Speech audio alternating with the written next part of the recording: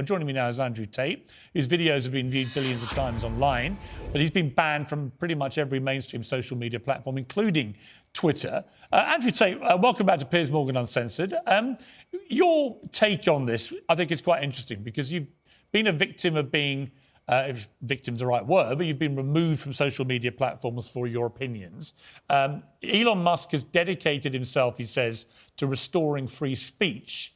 Do you think that's going to include you, for example? I don't think it matters if it includes me or not. I think what's important is that free speech is the #1 weapon against absolute tyranny. And although you cannot have complete free speech because then conversations completely break down into asinine insult fests, I do like the idea of the changing of the guard when it comes to control over information. Is it possible, Andrew Tate, to actually police something like Twitter, to be a platform for genuine free speech? Or is it so toxic and tribal now that whatever happens, you know, before we had all the people on the right screaming away that they were being no platformed and so on. Now you've got all the people on the left screaming that they're being diminished in some way. It's very tribal, very toxic. Can Musk cut through that? And if so, how? Yeah, it's going to be extremely difficult. There's always going to be one group of people who are extremely unhappy, but I think that anybody who's perspicacious enough to understand the truth of what's been going on in the world recently will know that the left and their narratives have certainly been protected for a very long time. And the universe has swings and balances, and God often restores balance to the universe, and perhaps it might swing the other way for a while. I truthfully am a person who believes that all points of view are extremely important, because as soon as you block points of view, you have absolute tyranny.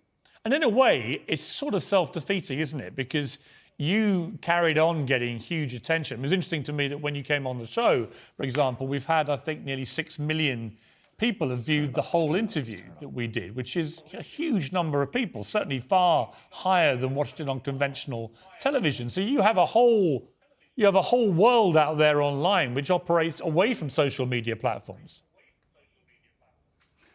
Yeah, I've been very, very successful in spite of them, but not many people can do that. I'm in a pretty unique position, but I think that everybody needs a voice to a degree, and social media platforms are now the most important platforms on the planet. They control information and they influence real-world decisions, and they influence people's perception of reality. The last few years of COVID have been a perfect example of what happens when you censor one side of the argument and you only allow one point of view to be purported by the matrix in and of itself, and that's how you end up in tyrannical situations. I think you were just discussing that, Piers. Yeah, and I think that's a perfectly valid point. You know, people have quite rightly held me to task over some of the positions I took during the COVID pandemic, notably when the scientists said as a definitive fact that you couldn't transmit the virus if you had the vaccine. It turned out that wasn't true.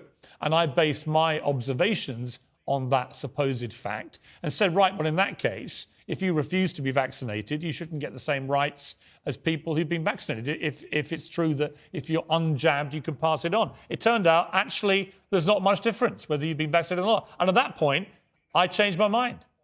But I felt that there were a lot of people who were being deplatformed from Twitter at the time for questioning the validity of scientific statements, and they would then be a complete U-turn. So I do think it was a very interesting period, actually, for testing what free speech means. It was actually worse than that. You're right, Piers, but it was actually worse than interesting, because what happens is when you censor an entire side of the argument and only allowed one side of the argument to have a voice, you are changing reality in real time. You are shaping the world. The only reason that scam continued as long as it did, and the only reason people didn't get to see their own parents get buried, and the only reason people sat and missed cancer appointments because they were scared of the common cold, was because they were censoring anybody who said anything contrary to the purported version of events that the mainstream media decided they want the entire world to swallow. It's beyond simply interesting, and it's beyond simply funny or coincidental. Yeah, I mean, I will challenge you on one thing. It's not the common cold, right? COVID-19 has killed 6.6 million people. It is one of the most deadly viruses, certainly of our lifetime. So it wasn't the common cold, but I do think it is completely justified for people to say we should be more cautious, I think, about accepting during fast-moving pandemics the word of scientists as being sacrosanct, because on a number of things, from the use of masks to the efficacy of vaccines in preventing transmission, they did massive U-turns. I've read enough history books to know that the people who do the censoring are never the good guys. And they've been censoring a lot of arguments for a very long time in the name of good. They are weaponizing virtue, and it's always in the name of tyranny. Anybody who is out here trying to silence an entire side of an argument on any subject, whether it's COVID-19, immigration, anything else, they are the evil people who are out for absolute mind control of the populace. And they should be feared. I certainly agree. I certainly agree that I think the healthiest thing for any democracy is for all views to be aired and debated. We seem to have lost the ability to debate. You know, when I interviewed you, yeah, we had a few fractious moments, but actually, I thought it was a pretty spirited debate between people who perhaps had, you know, preconceived views of each other. And I've got no problem interviewing you now about these because I think you have an interesting take on this stuff. And that's the key to life. When you reach that level of adolescence in your mindset where you can't handle any point of view that is contrary to your own, then you're truly a broken person. And that's what the internet is purporting. It's very interesting you said about Twitter being tribal. There's a large contingent of people on Twitter who simply cannot handle reading an opinion which differs from their own. And that is a degree of immaturity that we do not need adults to be functioning with in the modern world. No, I agree. If you were Elon Musk, this idea of charging $8 now a month, whatever it is, to access the blue tick premium Twitter account, would you do that? Would you pay the extra? I think that social media companies for a very long time have lived in an absolute fantasy where they've printed money from thin air by charging people for pixels.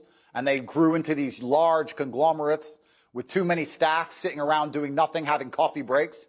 And Elon Musk is a businessman. He's walked into the office and he's firing a bunch of people who are messing around doing nothing. And he wants his business to make money, as it absolutely should. And how he decides that happens is his prerogative.